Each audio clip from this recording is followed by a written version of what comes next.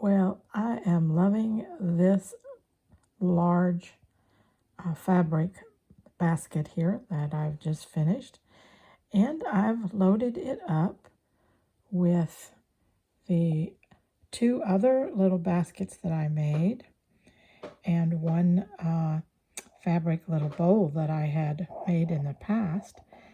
And I put some of my stitching in there too. And now this will sit on my coffee table as a home decor piece.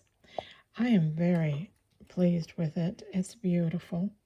And here are the little best day ever tokens right there, so that when guests come over, I can just slip one out and give it to them.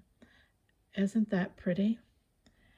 And these baskets are holding my larger and little coins, the fabric coins that I made.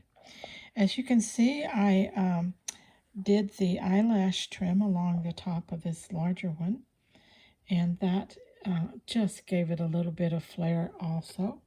I'm thinking that that's really pretty along there. Isn't it gorgeous? I just love it.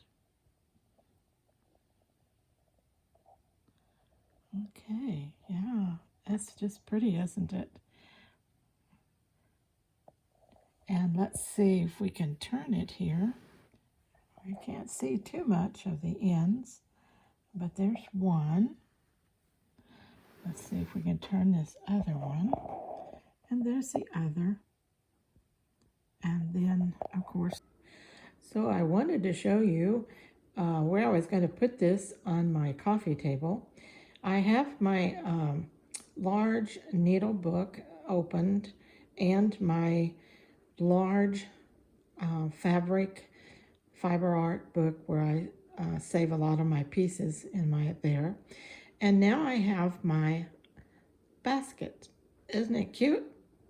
I love it, and it looks really good. And this is a large round table, so it really fills up the space and makes it look really nice. Let's see if I can get around. Y'all excuse me because it's hard to walk. Especially, I don't have my walker.